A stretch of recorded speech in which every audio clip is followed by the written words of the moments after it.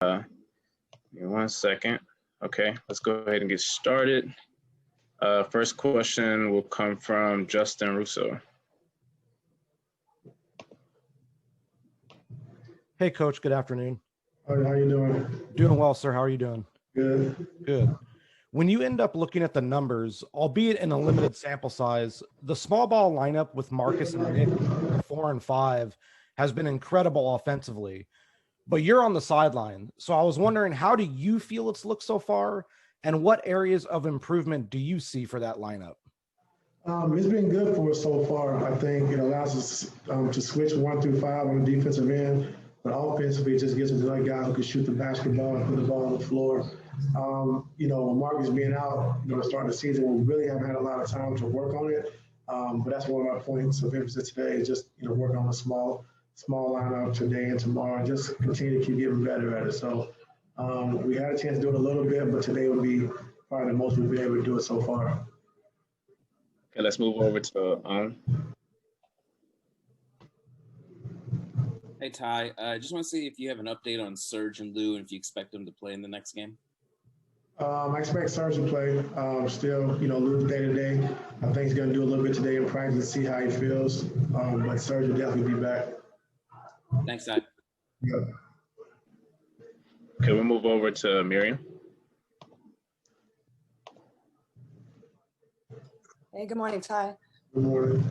Hey, so I have a Kobe question for you. Obviously, you knew him and played with him and knew him pretty well. Looking around the league, and obviously he was such an inspiration to so many players of this generation, but when you look around the league, do you see his influence out there and just how guys play or moves or just how they carry themselves or anything like that?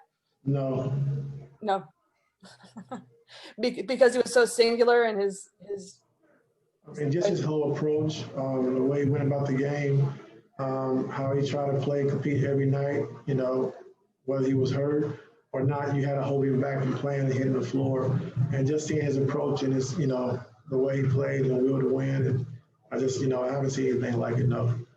Okay, we'll move over to Cameron Buford. Hey, Ty. A lot of guys are talking about the environment that you kind of constructed, being a player's coach, taking their input on things moving forward this season. And it seemed to really kind of inspire the guys and create a we atmosphere. I just want to ask you kind of where did you get that from? Is that a mixture of all the coaches that you played with? Kind of what's your strategy behind that? Well, after playing on all 30 teams, I think it was a mixture of just, everything I've picked up along the way and just seeing kind of what works, as a player who played 11 years, what I liked and what I took from different coaches. I just think it's the right way to do it. I don't think it's a thing you're going to do it my way or no way. I think it's something we need to, address and get right. And we're all on the same page, but also make sure that, it's not something to make the players comfortable. Like if they're doing it to be comfortable, then we're not going to do that. But if it's the right thing, my coaching staff and the players, and we have dialogue about, what we want to do and it's right for the team, then we want to do that. We definitely want to get their input and then just try to go from there. So it's been great, and that's how I like to coach. Okay, we'll move over to Law Murray. How you doing? Good morning, Ty. Good, how are you? I'm doing well, thank you. This week is a homestand that started Sunday. It ends on Sunday. Then you guys go out on the road. How do you kind of get your team ready to appreciate this time at home in a familiar environment before going out to something that you're not as familiar, especially considering the fact that the team hasn't left the state of California in about a couple weeks? Well, for us, it's just to take care of business at home. I know we miss our fans. It's not, really home court advantage because our fans are not there cheering for us. But just take advantage of being, like I said, being comfortable at home in our own beds, home cooked meals and things of that sort. And then, when we hit the road, it's going to be a little different. So we want to make sure we take care of home court. When we're home, we're comfortable. We have a steady, routine. And then when we get to the road, we just got to be ready to play. Okay, we'll take a few more questions. We'll move over to David. Hey, Coach. Last game, Patrick Patterson came off the bench. He gave you guys some real solid minutes. In the game before, Reggie in place of Pat, also gave you some solid minutes. Both of those guys are vets.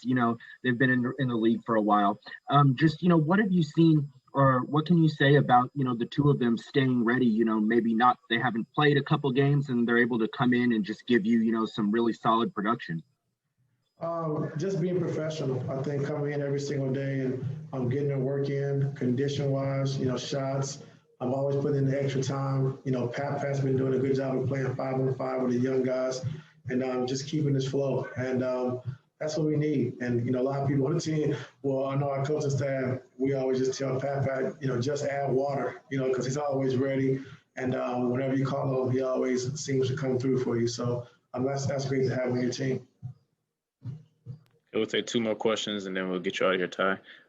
We'll move over to Kahari and then we'll end up with Joseph.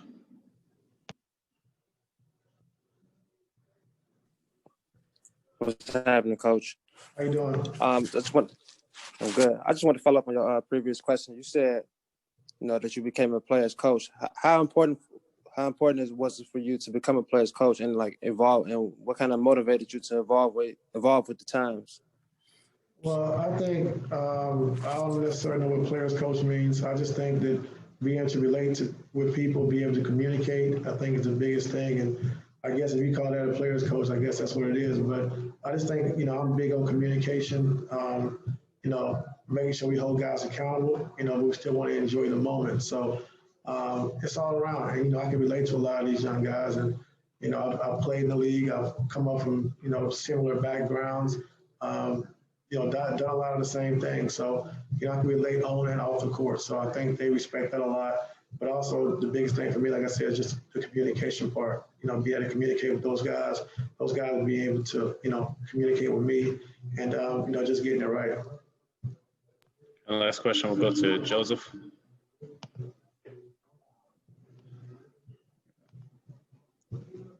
Okay.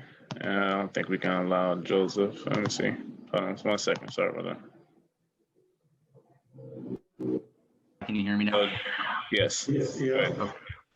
Awesome. So for the season, the team is 22nd in the league in terms of defensive rating, but since that Mavs game, they're 16th. What's the area the team needs to improve in the most to get back into the top 10? I think just keep building what happens we've been able to do the last 3 games. I think of, preaching playing a pick and roll 2-on-2, cut down on our overhelps, on the defensive end, and also closing out. I think, we had a lot of short closeouts and teams still taking the threes, even though we were there to contest, they were still taking them and making them. So the last few games, we've done a better job of getting to our guys, running them off the 3-point line and make them take, contested twos. And that's how we want to play our defense. So the last 3 games is, something to continue to keep building off of and getting better. Thanks, Ty. That's all I have for you today. Have a good practice. All right. Thank you. All right.